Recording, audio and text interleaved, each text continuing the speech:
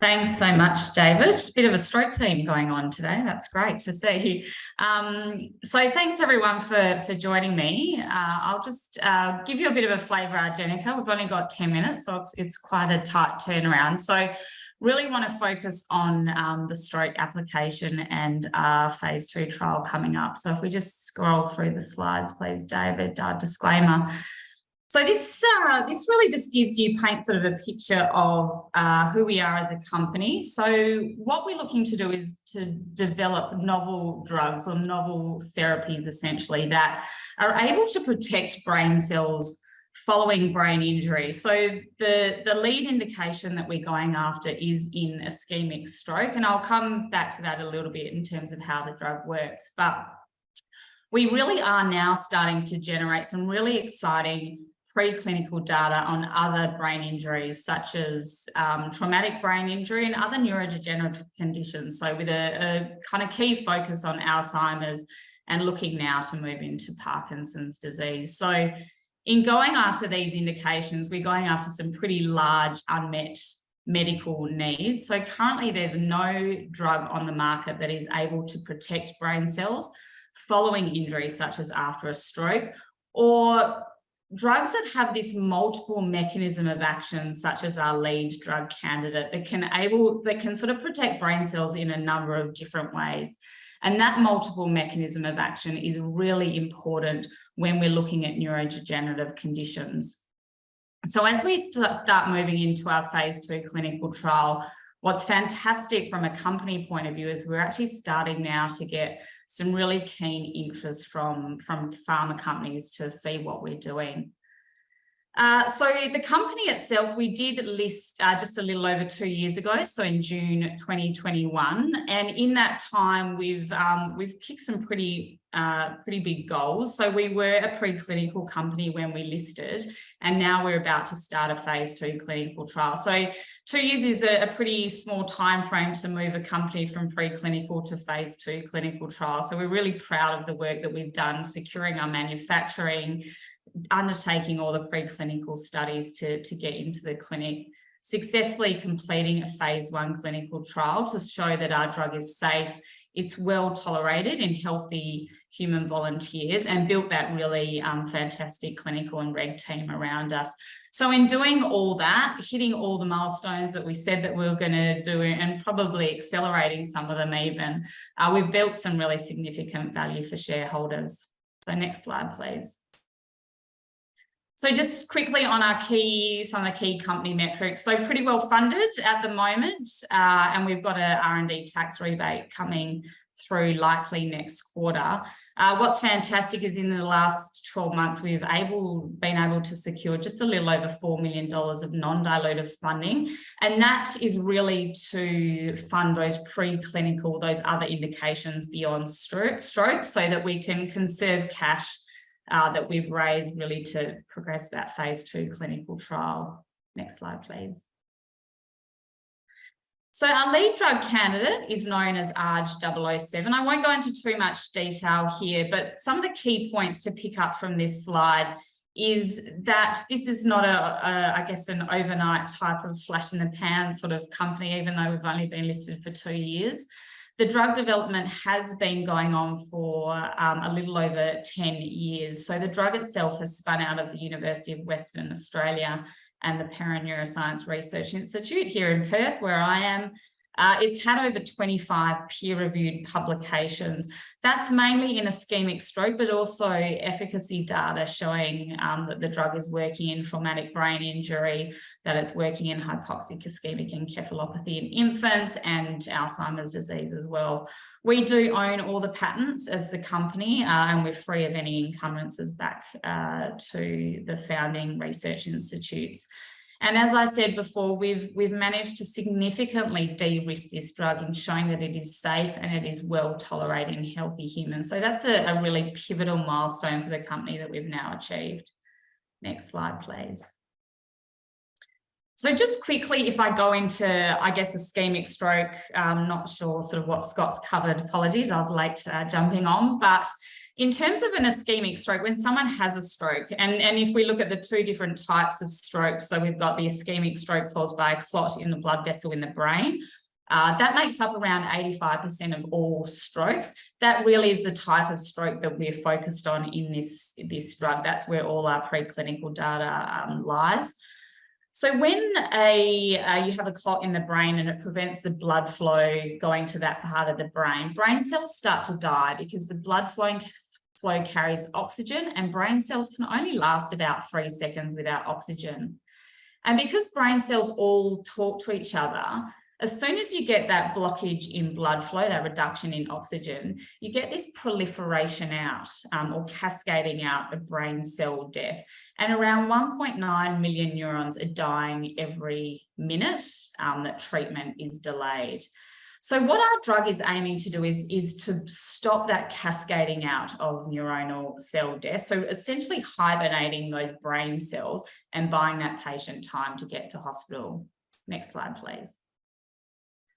So if we just look at that clinical workflow, so currently when a paramedic arrives, there's very little that they can do in terms of triage. So the name of the game really is to get that patient to hospital. So the main treatments for ischemic stroke, around 9% of patients are eligible to receive a clot dissolving drug known as TPA or TNK. That dissolves the clot. But the type of treatment now that's really starting to take off is a mechanical removal of the clot, known as a procedure known as thrombectomy. So this is where a radiologist will go in and actually mechanically remove the clot. But we really need to diagnose that, the type of stroke, where that clot is, etc., to work out the treatment. So in that delay of getting that patient to hospital to either get a thrombectomy or to receive the TPA, you get this increasing amounts of cell death. So we're aiming to ideally be able to deliver our drug as soon as possible after stroke onset, and that will suppress that neuronal cell death, reduce it, and buy that patient more time to get to the hospital and improve those functional outcomes. Next slide, please. So as I said, we've got huge amounts of preclinical data showing that our drug really is working really consistently in these preclinical models.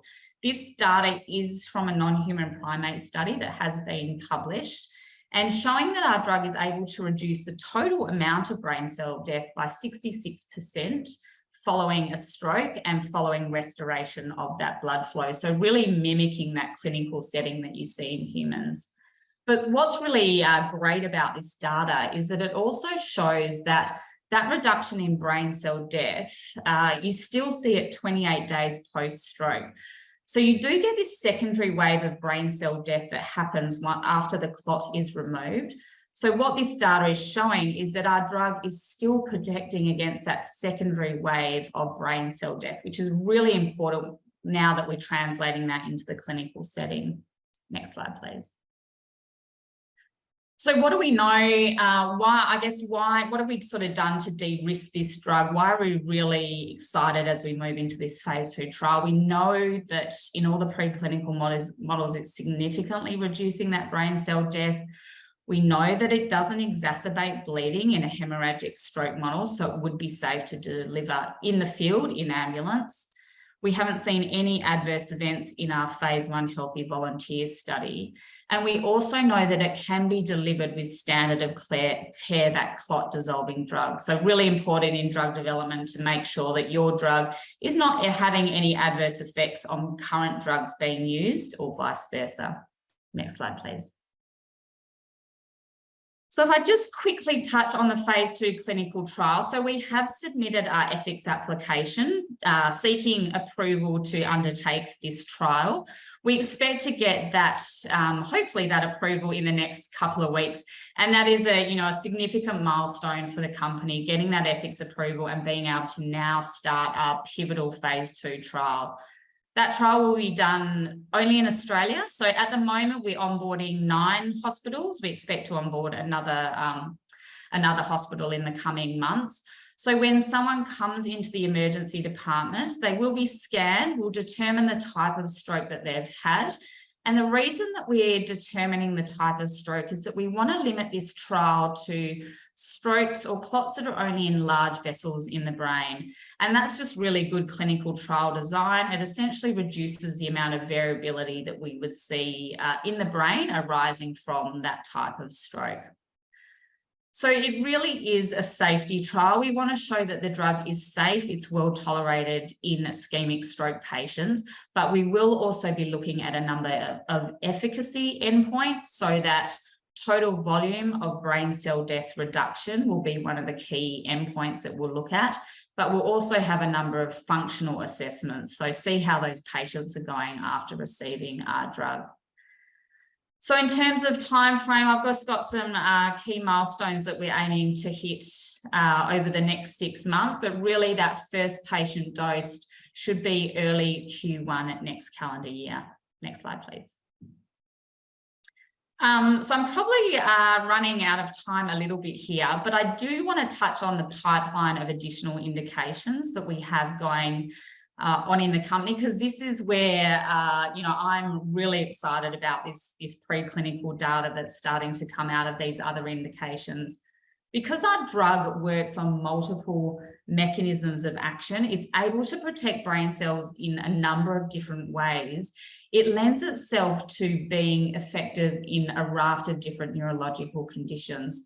So we've announced earlier this year that our drug is working on protecting brain cells after a moderate traumatic brain injury. So that would be akin to a pretty severe hit in a sporting context, or a king hit that you might get.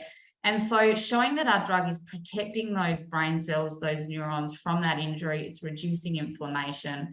And we've now been awarded a federal government grant to progress that work into a more mild traumatic brain injury akin to concussion.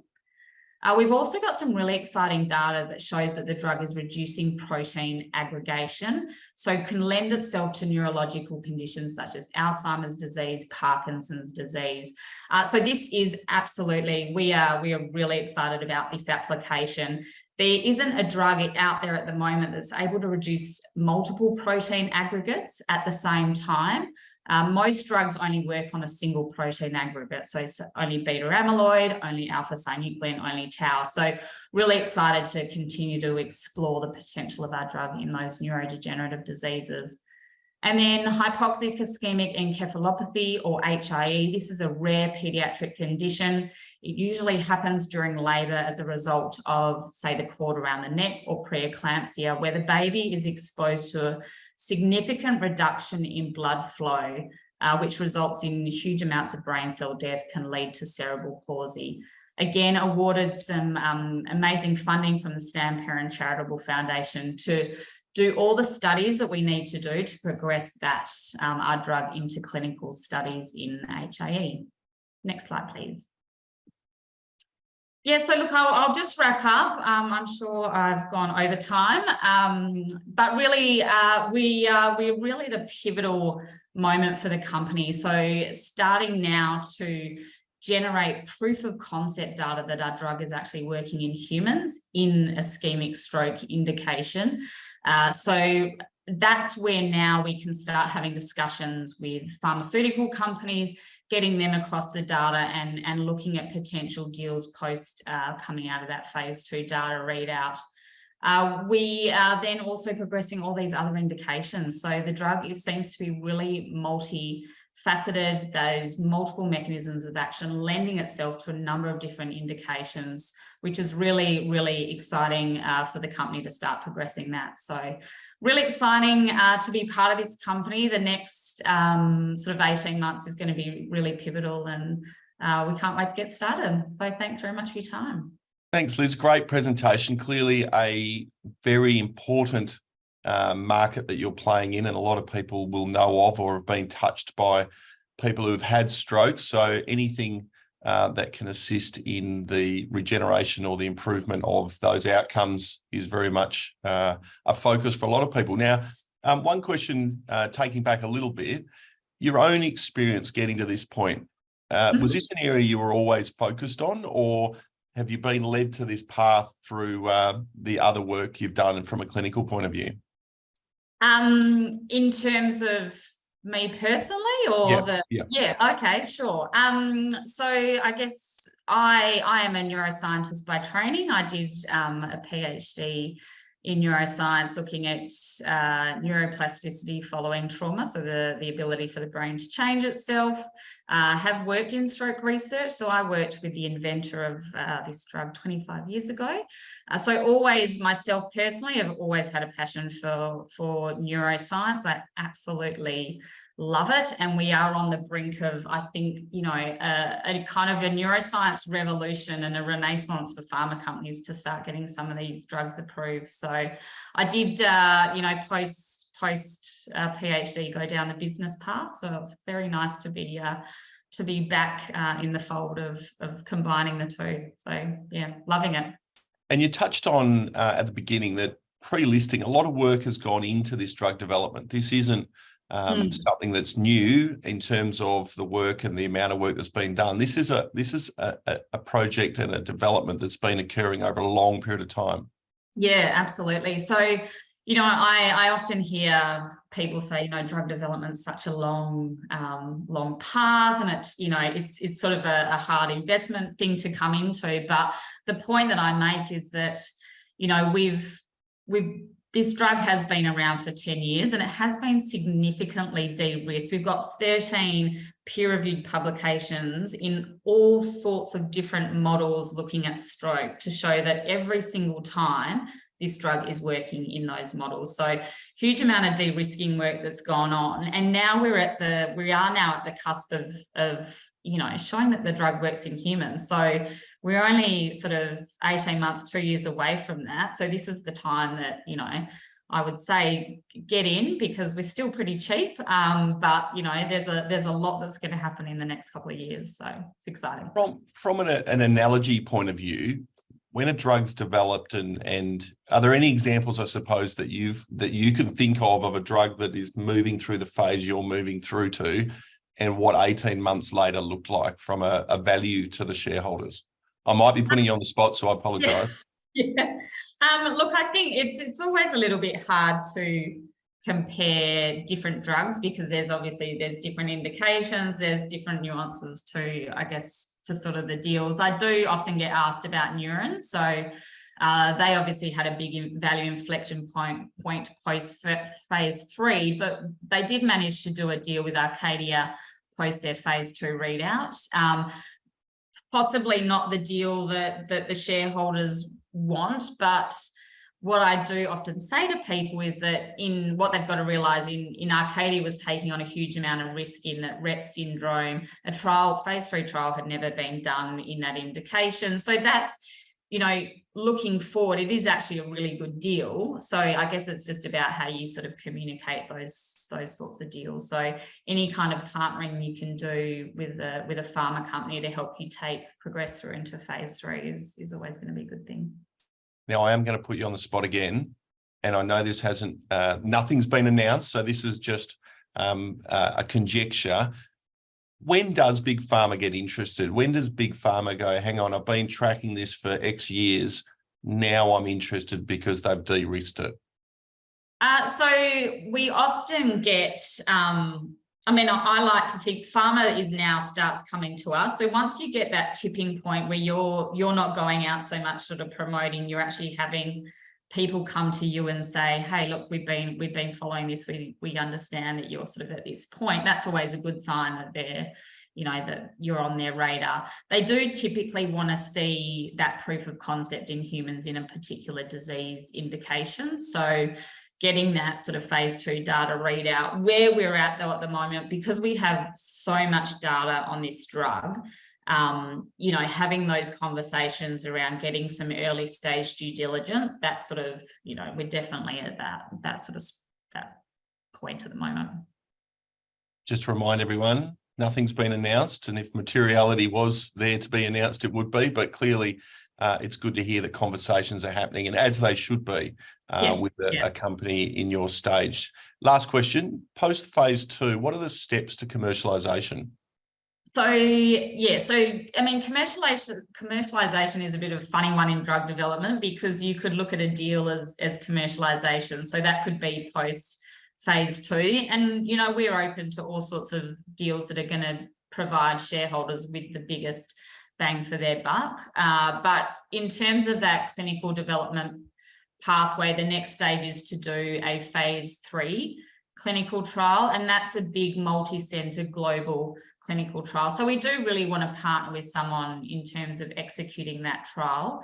The time frame for that trial isn't, you know, necessarily dissimilar from a phase 2. It's just you have to onboard a lot more sites globally.